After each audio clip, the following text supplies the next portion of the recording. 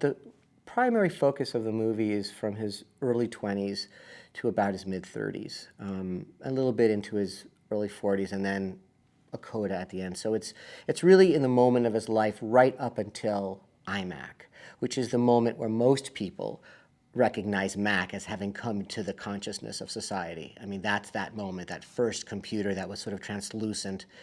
This is everything up to there. It was a struggle of the man, the inventor, the visionary, up until the moment that he actually gained the kind of recognition. He had wealth, but he didn't have that kind of fulfillment of his vision till later. And to be honest with you, the fulfillment of his vision doesn't really happen till after our movie. We just see the fact that he's about to fulfill it. And then we have a little moment that shows a peek of it. But that's what's interesting to me, was it was the struggle up to that moment.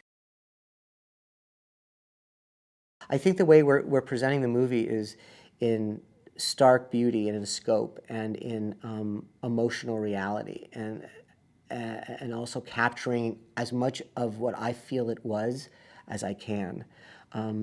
There's no gimmicks. It's straight and clean and to the point, and very much what I think Steve would have wanted. Because I think Steve, for all of his gadgetry, sought the simplicity of everything. He wouldn't, and I think that's what's turning out to be so powerful about it, is that it's just breathtaking in the performance and in the mounting of it, the presentation of it. When I first met Ashton, he already on some level walked in as Steve, my first meeting. He walked in, and by the end of the meeting, I think I called Mark and I said, I don't know whether he was being Steve or whether he was Ashton, or whether, by the end of it, I didn't quite know. And I walked out of that meeting pretty much attuned to the fact that he should be the part.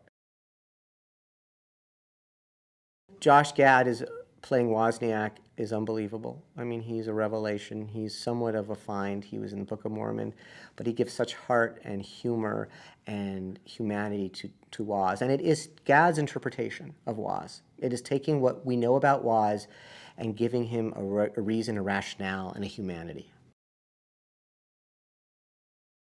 I love Dermot because Mike Markkula is a businessman, and on page, as all businessmen, reads a bit dry. And Dermot's bringing a little bit of that street side of most businessmen. They all, if you're a successful businessman, you have to have a bit of that instinct, and he's bringing a little grit to what could otherwise have been a very flat role. So I think he's amazing. Lucas Haas is just this lost soul, and I think he's unbelievable. It's a role that is about a friend who gets left behind, but also a friend who never could live up to his own potential. And Steve knew that, and I think knew he couldn't remain in his friend's space for fear of it dragging him back. And Lucas just plays it beautifully with so much empathy and heart, and with so little being said. He wears it on his face, He's amazing. Matthew Modine he's just a classic actor. And he came in and gave his Scully speech, and you just trust him.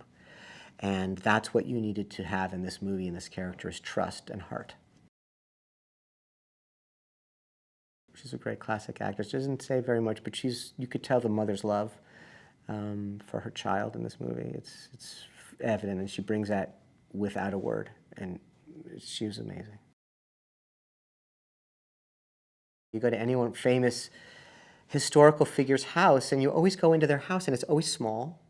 It's always smaller than you think. It's just a room. There's just furniture.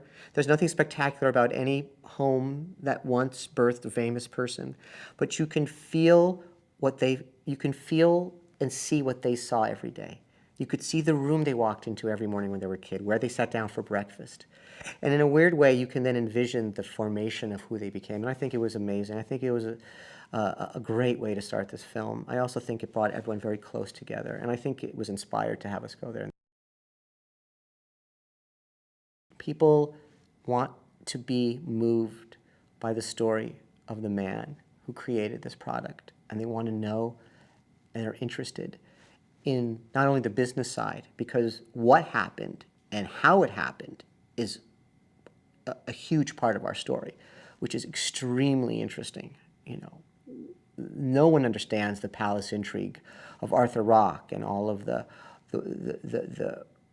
impediments to Steve and the things he had to go through and the personal dramas and the boardroom scenes and the technical aspect of the story, and supporting that as a architecture is the life of the man who was driven from youth and inspiration to exactness, to spiraling, and to